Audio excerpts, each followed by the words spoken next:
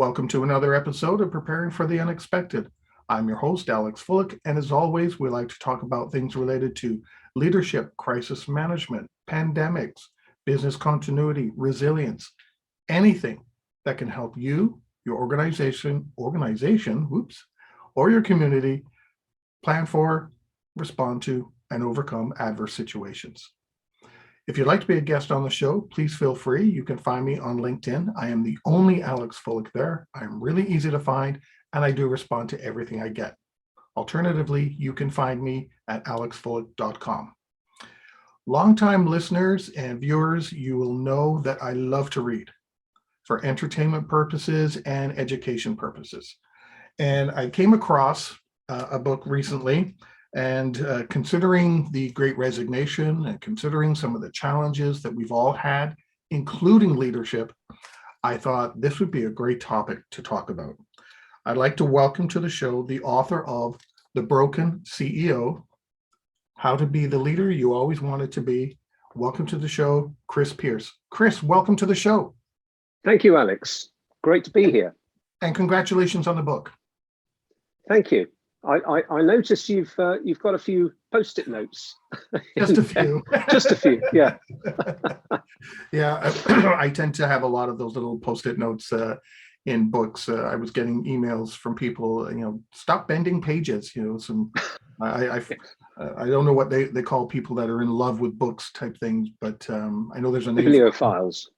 What is that? Bibliophile. Bibliophile. Yeah, I was getting a couple of emails. Stop bending pages. So I thought, okay, fine. I'll put all these things in there. It actually helps too, because then I know where on the page to look for an idea later on when I'm thinking about something. But congratulations on the book. I really enjoyed it. I did find when I read it that you don't have to be a CEO to read this book. That's what I got out of it, because there were some bits in here going, that applies to other people I know, and this applies to myself and other things, not just somebody at the top of the corporate chain, so to speak. So my first question to you is going to be, how do you define a leader? Well, actually, no. Let's take a step back. Tell us a little bit about you. What do you do, and how you got into what you do that brought the book around? Right. Well, it was quite a long journey, actually. I started life as an engineer and a practicing research and development engineer in digital electronics and software. And I, like many engineers, I got seduced by the glamour of sales and marketing, particularly the markets we were selling into, because they were global. So it gave me a chance to travel and support marketing and sales efforts abroad. And that got me into a series of management positions where I was having to lead not just people that were reporting to me, but also the international distribution networks that we'd set up to get these products out into the market and then support them afterwards. So there was leadership. Leadership when you're trying to get people to do things, when they work for you, it's a different dynamic to when they have their own business and they're selling your product. But it's still leadership, I think, and I think for me, leadership is, and I'm pinching this definition from other people. It's certainly not unique, but it's about getting people to do what they didn't necessarily think they could do. It's getting that potential out of people that they don't necessarily see in themselves, and surprise themselves as a result. And I found that a lot easier to do with my team, my immediate team, than some of the agents that were, quote, working for me, because one has a much closer relationship with them, obviously. But I think it's about getting people to go beyond some of the limits that we all impose on ourselves, that other people can see and that we can't. I remember being told that a leader, for someone to be a leader or identified as a leader, they have to have followers. So does that mean that for a leader, they have to have people who subscribe to the same thinking? Um, I think there has to be some overlap in approach and understanding. Otherwise, you've got nothing to really engage with.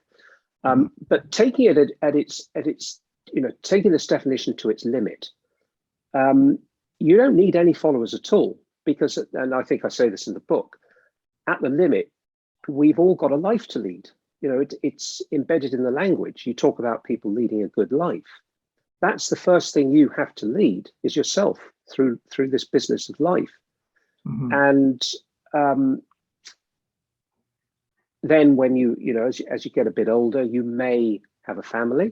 If you have a family, you will be fulfilling some kind of leadership role in that family, either proactively or not, because as you'll know, if you've got children, they tend to emulate your behavior over what you tell them to do. So they will look to how you behave rather than the instructions that you give them. And that applies, I think, even to the most senior and powerful people in business. It's the same effect. It's one of influence that a leader has. So leadership, I think, applies to the full spectrum of the individual, right up to those that are I was going to say lucky enough. I'm not sure it is luck, actually. I think it might be a poison chalice for some, but that are, particularly today, that are leading very large organizations or even countries. You mentioned life, so I'm going to jump down our list of things we're going to chat on today, because you mentioned life and work and things like that. So why do you say that work-life balance is a false dichotomy? Oh, right. Well, from a purely semantic point of view, the work-life balance tends to suggest that it's either work or life, and that if you are working, you're not living, and if you're living, you're not working. Now, that's patently absurd for a start, but I think more practically speaking, work is part of life. And if you're not having as much of a good time at work, if you're not being fulfilled, stimulated, enlivened at work as you are in the rest of your life, then maybe there's a problem. Maybe there's an imbalance that needs putting right. So I don't see any dichotomy between work and life. And some people spend a lot of their lives working and do very little else, and that works for them. Others get the other balance, that there isn't enough work in their lives. But I see them as one and the same thing, work and life. I mean, to live, you have to work. To work, you have to live. I see the real dichotomy as being between work and rest. And the quality of rest that we get determines the quality of work that we do, and vice versa. They're very much intertwined. So I think the focus needs to be on the work-rest balance rather than on work-life.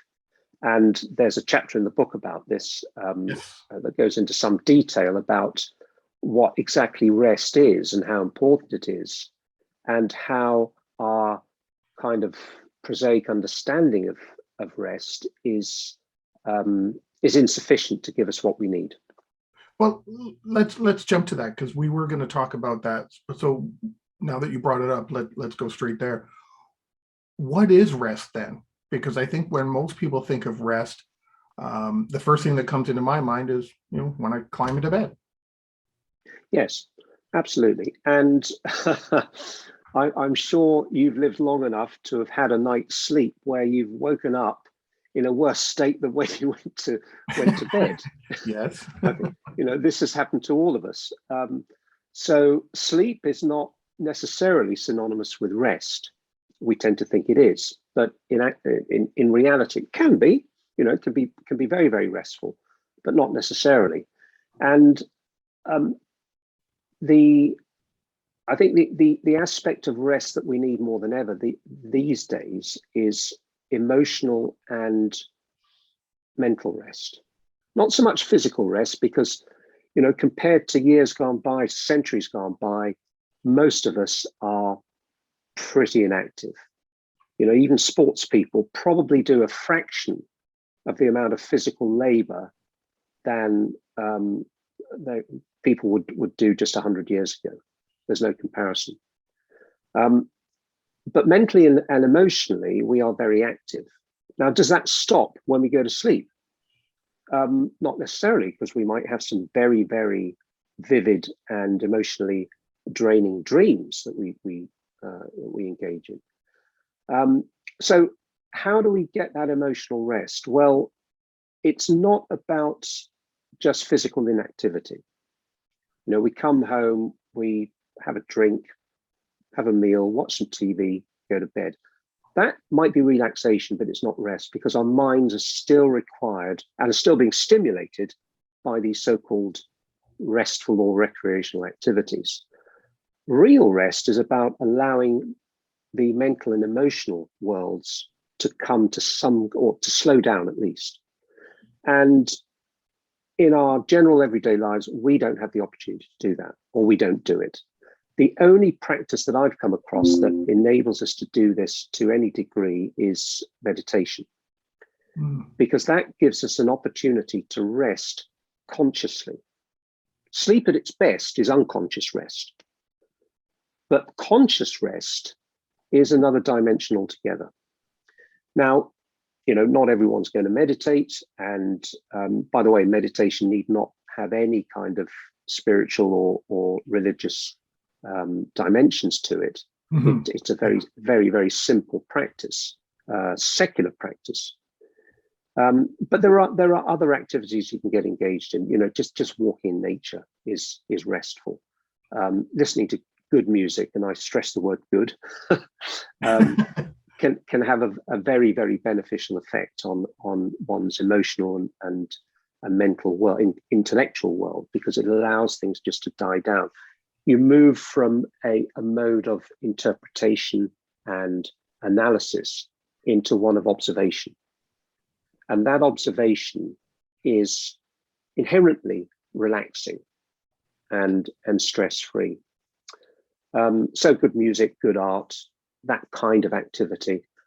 But if you can, meditation, in my experience, and those the people that I've introduced it to, gives you that extra depth of real mental and emotional rest, allowing that kind of flywheel of activity to gently calm down. Well, I meditate, so I have been for over a decade now, and maybe that's why I'm able to get so much done. Is I take that time to declutter and just relax. For some people, though, it's difficult to how do I put this?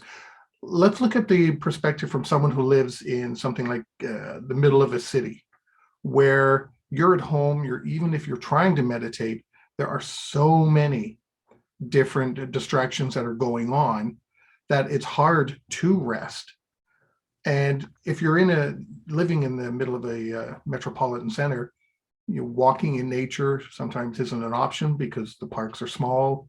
Even walking down the street, you've got car horns and everything. So how does someone in that kind of position try to find rest, and different options for them?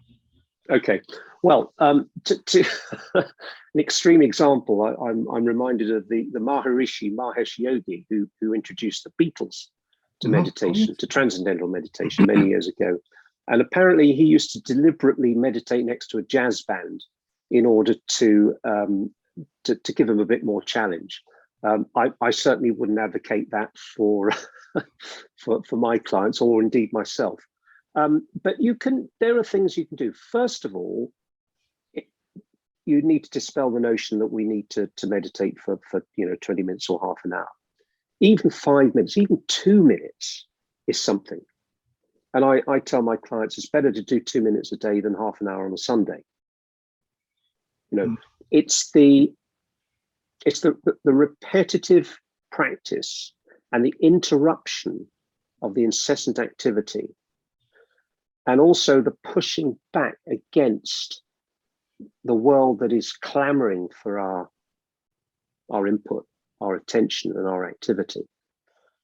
Just the mere fact of resisting that for a couple of minutes every day has an impact. And you can start from that and you can build on it. You can also, you can build in other exercises, like deliberately reading good literature for a few minutes a day, deliberately listening to really uplifting music. There's not much of that around coming out at the moment, by the way, I should add. But you know, if you go to some of the great composers, modern and classical, you can find some there. But if you can immerse yourself to a small degree even in uplifting input, sensory input, that's going to help. So I think the first thing is to dispel the notion that if you haven't got half an hour to do it, it's not worth doing. It absolutely is, even with 2 minutes a day. Well, I want to take this a step further now, because you talk about stress and strain. And if we're not meditating or finding ourselves methods to rest, properly rest, then I would assume that, as a leader, a CEO, or even just as myself, I would, I could be increasing my stress and not dealing with it. And you talk about stress and strain. Can you describe what those are and the difference between the two? Yeah, absolutely. I take the model. Being an engineer, I've have a grounding in physics, and stress and the concepts of stress and strain are heavily used in the study of materials and how they behave under stress. And many materials will, if they're stressed, they will return to their original shape up to a point. And if they're stressed over that point, then they will retain some deformation of some sort. So think of a paper clip. If your paper clip's a little bit springy, you can bend it around a bit, nothing much will happen. But if you take it beyond its elastic point, you can permanently deform it. Now, I think this, and take another example of a piece of spaghetti. A strip of spaghetti has to be dried spaghetti, not cooked spaghetti, otherwise it doesn't work very well. But if you can bend a piece of spaghetti so far that it'll break, and you can't put it back together again, it's permanently damaged. But within that flex, if you release it, it'll come back to its original point. So stress is the amount of pressure that it's under. Strain is the deformation or the permanent change that it undergoes as a result of that strain. Now, with human beings, I think there's a little bit of an analogy here that you can't take it too far, but there are some similarities. You can put people under a degree of stress and they will survive. In fact, some people say they will thrive under it. If you take that stress to a certain point, things start to go downhill. And I think most of us have experienced that phenomenon where things are just getting a bit too much. And if you're sensitive to it, you realize before it happens that if you keep going down this path, something permanent's going to happen. There will be a permanent or a semi-permanent change. You'll do a little bit of damage, and now hopefully that damage will be fairly superficial, where you can relieve it by taking a couple of days off and getting back to normal. There are other cases where that's not that doesn't happen. And in fact, there are a couple of instances in the book of people going beyond that point of no return. So I think that's where stress and strain are useful analogies for the human mind, in a sense. And I think we know this more than ever in this day and age with all the mental health issues that are going on. We need to be very, very careful about how much stress we put ourselves under and how much strain that we endure as a result.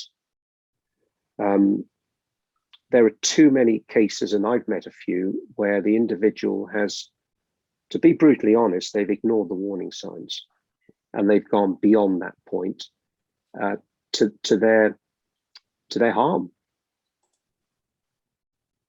Well, COVID certainly has done that. And I think that what we've seen over the last 2+ years is that people that are even in positions of CEOs and presidents and things like that, they're struggling as well. Yes. Right, to get through all of this. And I think before COVID, a lot of the focus was on the employees. But now it as odd as it may seem, leadership and employees now are experiencing the exact same things.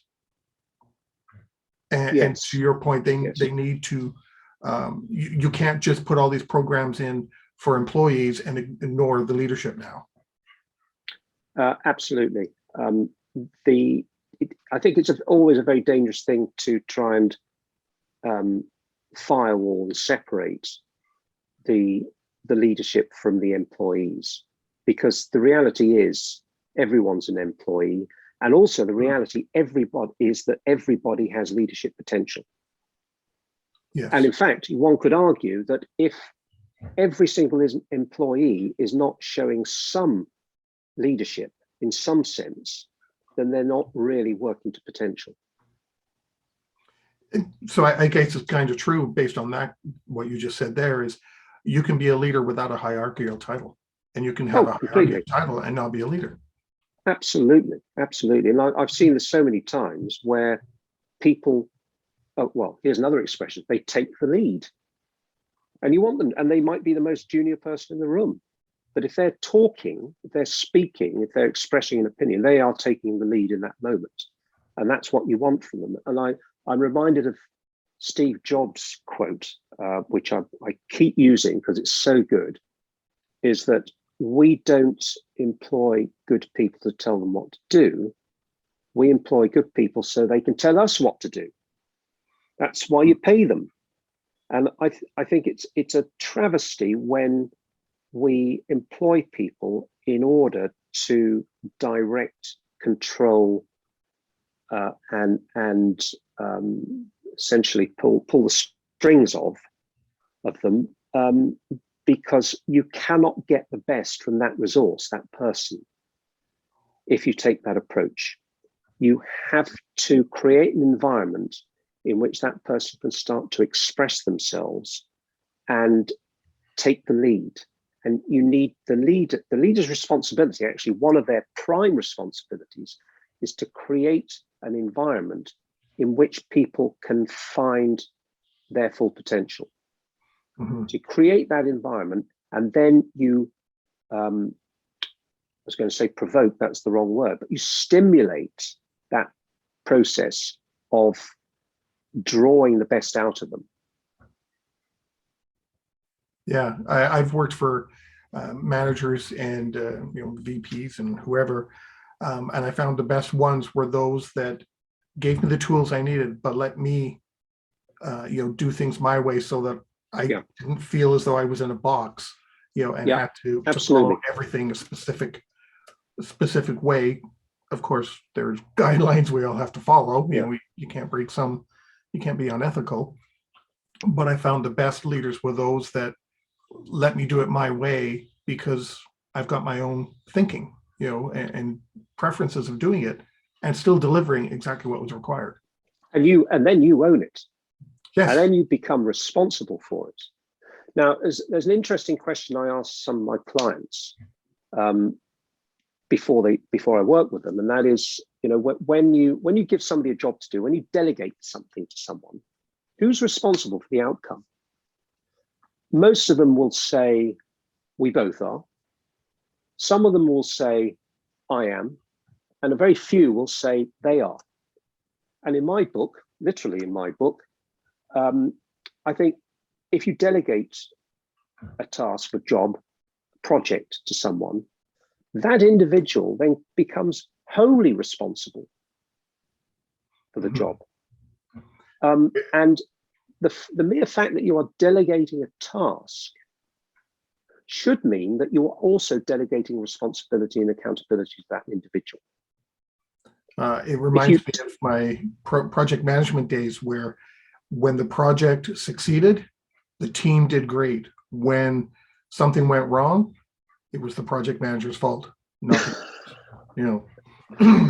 because they delegate, they properly, or they gave someone a task, but they just didn't do it right. Yeah. Now, look, what we're talking about here is a very old chestnut. There's nothing new about this at all. We've been going on about this for probably since well into the last century. And it's not rocket science. It's just so obvious when you talk about it in these terms. The challenge is not that people don't acknowledge this. It's that when push comes to shove, they don't do it. When push comes to shove, the manager, when the chips are down and things are getting tough, the manager is almost incapable of not trying to interfere and intervene and pull some of that responsibility back to themselves.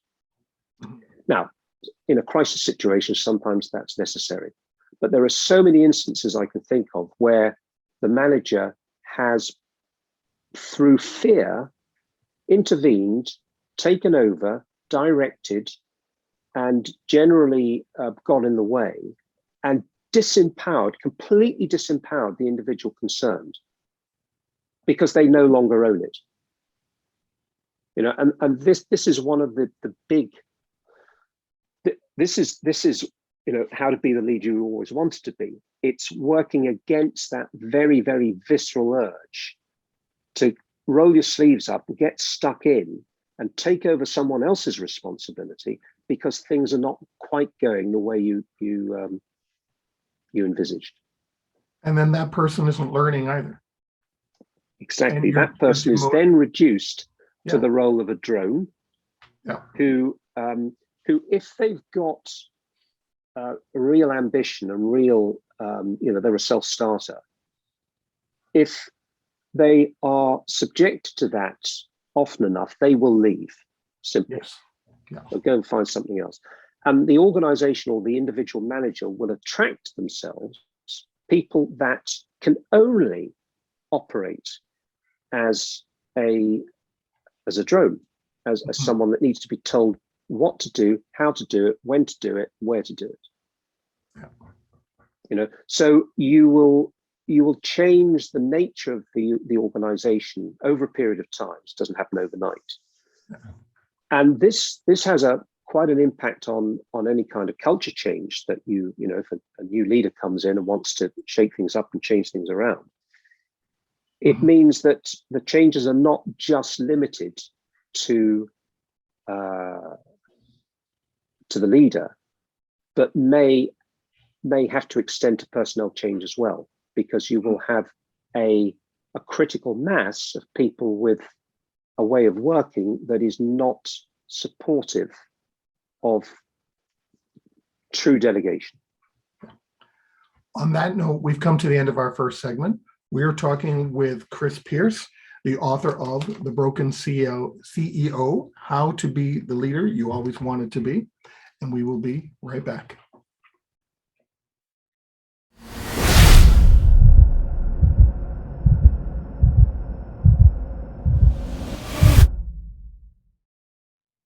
Welcome back. Today we are talking with Chris Pearse, the author of The Broken CEO, How to Be the Leader You Always Wanted to Be.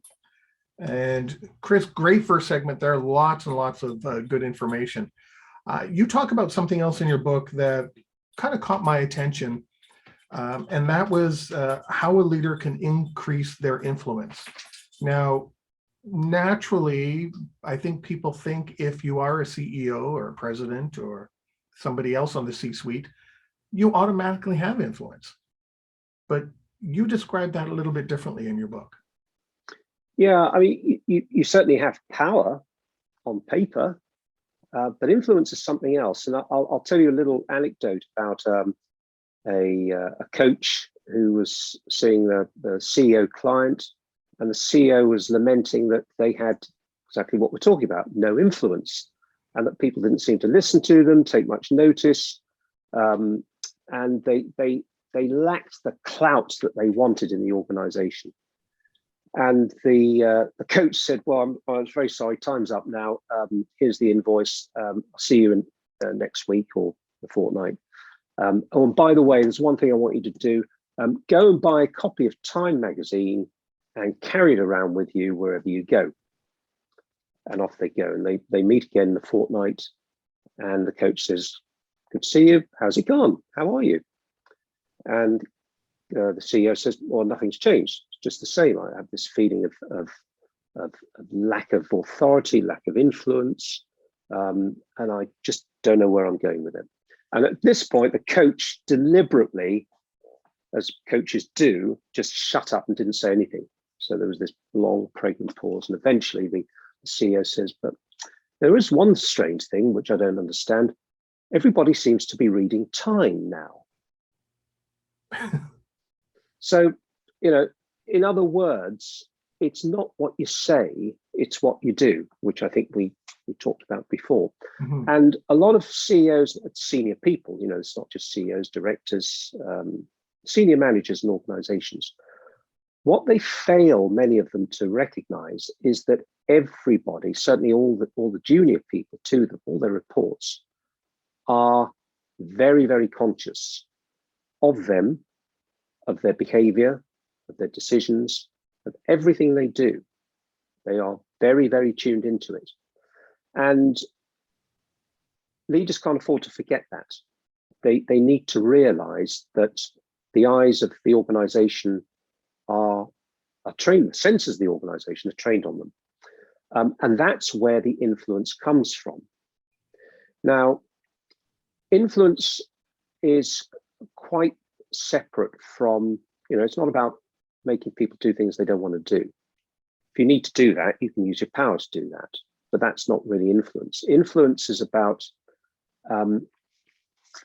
well, I think the best way of understanding influence is to read that very famous book, How to Win Friends and Influence People, by the author. I forget the name. How to Win? Oh, I have that book and I've forgotten the author's name. Very famous. It'll come to us. Yeah. But what struck me about that book, and this is the essence of influence, is that when you read it, when you read the title, you think, great, I'm going to get this book because this will give me the key to getting other people to do what I want them to do. It will allow me to manipulate them and get them to bend to my will. When you read the book, you find that it's actually the antithesis of all of that, because what it focuses on is not other people's behavior.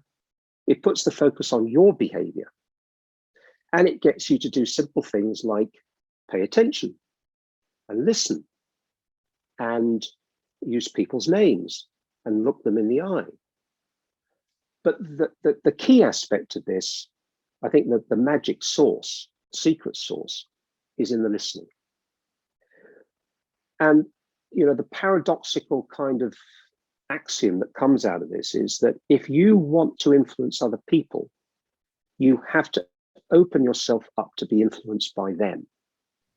Now, if you can do that, then you can start to get a flow between the two people. Influence, of course, is all to do with flow, and the etymology of the word comes from flow. In fact, I think originally it was used to denote the flow of astral power coming from the stars, you know, in astrological terms, many, many years ago, hundreds of years ago. So there's this concept of flow.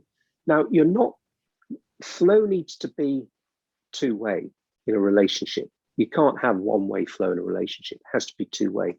So, as I said, if you want to influence people, prepare to be influenced. If you want other people to listen to you, put that to one side and listen to them. That's the key. And this works. This is it's very powerful. It's a well-kept secret. Again, when you put it in these terms, it sounds obvious, but there are so many impediments to actually doing that when you are in a stressful situation, in a leadership role, that it very often gets forgotten. But that's the key. Why is that so difficult?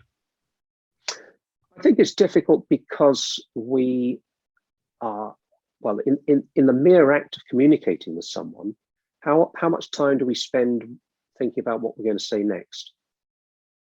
How much effort do we put into trying to change the other person's point of view so that they agree with us? Mm-hmm. And that takes quite a lot of energy. But we're so practiced at doing exactly that. And I think the education system doesn't help, because our education system is very intellectually based and is about science, right and wrong, discrimination, analysis. And, if I'm right, I'm right. That's the problem. But there's another level to operate at where, rights and wrongs don't really come into it so much. And that's the level of communication. It got me thinking while you were talking about listening to other people, and especially the Time magazine example, where suddenly a lot of people were reading Time after the person walked around for a while with it. It got me thinking of an organization's mission and visions and values as well, that if you want to influence people, maybe I'm wrong, but if you want to influence people, you have to show and live those values as well. Yes. You can't be forcing them on others and then doing something completely different. Absolutely. And it's the same for parents. Exactly the same for parents. You have to live them first, and then people see them in operation. They see the benefits of them, and they will adopt them. And that's a much more powerful way of learning. Mm-hmm. But if you try and inculcate behaviors and values and mores into people, inject them into their heads, it doesn't work. Yeah, I had an example years ago working for an organization when the SARS outbreak occurred here in Toronto and Vancouver and Hong Kong and a few other places. The organization I was with at the time said, nobody's traveling. Those that can work at home can work at home. We'll split key teams up to work in different locations, et cetera, which we all thought was great. The chances of us getting sick was really low. But what we found out during that entire thing is that the people in the C-suite were traveling all over the place, including some of the hot spots. Yeah. And I have to admit, I lost some respect for them at that time. They weren't following their own rules. They weren't showing the value they thought they were portraying, to staff. Well, this is exactly what's happened to our government at the moment. They clearly broke the rules, the COVID lockdown rules, and they've been fined by the police. They're not resigning over it. So we have a government and a leadership that says one thing and does another. Mm-hmm. And no, it doesn't, without judging them, it simply doesn't create, it destroys respect. It destroys respect and trust.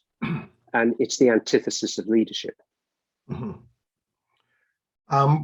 We've only got about 8 minutes left in our show here, but there's another topic I wanted to touch on that you bring up, and it's upside down leadership.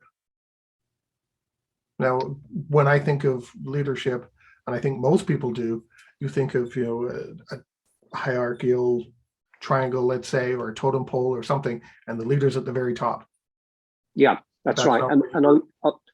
And along with that paradigm goes the notion that the staff, the workers, are there to support the the management in their attainment of goals, objectives, and strategies. The reality is it's actually the other way around, or it's more helpful when it is the other way around. And just to analyze this a bit more deeply, this notion that it's the junior people that are serving the senior people, it is actually completely fallacious. It's not possible to do that. It's the other way around. If you go into a restaurant and you get served by a waiter, you might think that the waiter is a in the grand scheme of things, that the waiter is junior to you. But in fact, in terms of service, they are better versed in the art of serving than you will be. So it's always the greater that serves the lesser, never the other way around. It cannot be the other way around.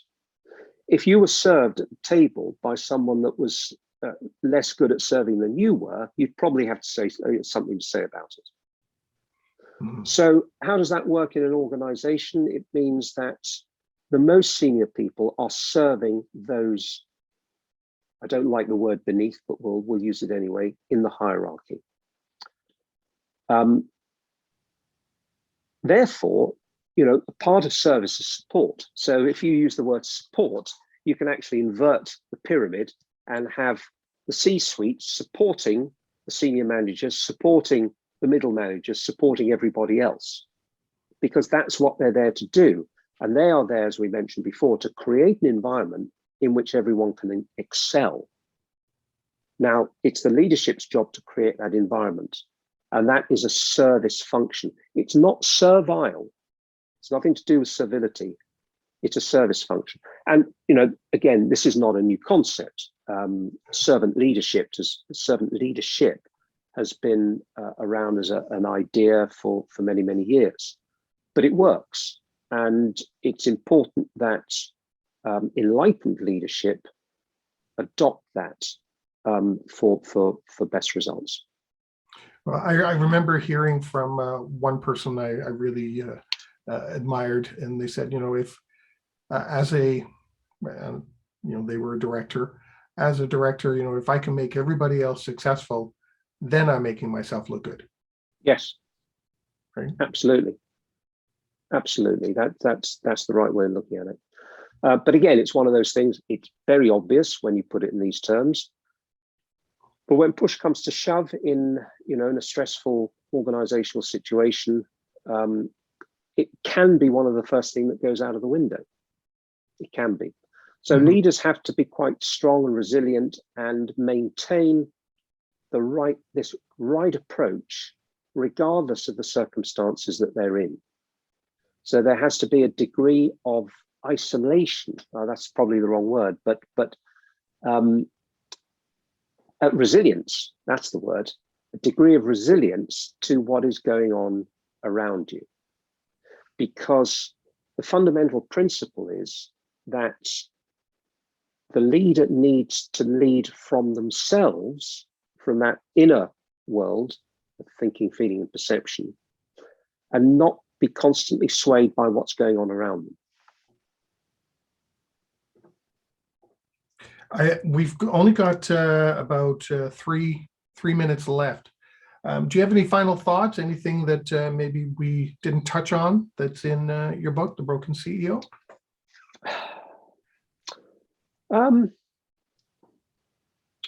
I think coming back to, we have touched upon this, the rest thing.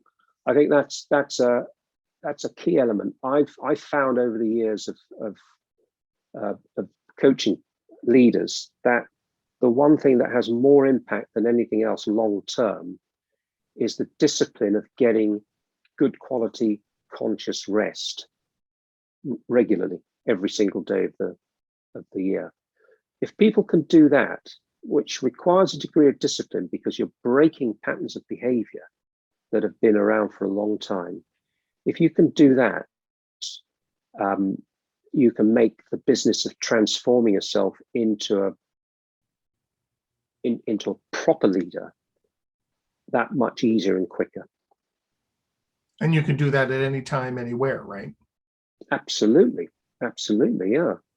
And just to think in terms of interrupting the cycle of activity, to take a rest, and to allow the mental and the emotional mechanisms to fall quiet for a bit. That's a very powerful thing to be able to do. Yeah, I know I like to take a rest throughout the workday as well, even if it's just for a quick 5 minutes. I just walk out the door, and the dog is always happy to want to play or something. For 5 minutes, literally, the world shuts off. Yes. And play with him for 5 minutes and come back, and I feel completely fantastic. Yes. Okay, I'm fresh. Let's go. That's right. Tackle that problem or whatever. If you can't do that, there's another practice that is very powerful, and that is to take 3 long, deep breaths, because that represents an interruption. And you will inevitably find yourself, if you've not done this before, thinking of all kinds of reasons why you don't have time to do it. Which takes longer than those 3 breaths. Exactly. So that's something you can do. Going outside, what I love doing is listening to the bird song at this time of year. There is so much bird song. It's quite extraordinary. And coming back to dogs, very interesting quote from, I don't know who it was, but he said, "I want to be the person my dog thinks I am." Mm. Yeah. Do you know what I mean? Yep. I know. On that note, Chris, we've come to the end of our show. Thank you so much for sharing your time and expertise. And congratulations again on the book, The Broken CEO.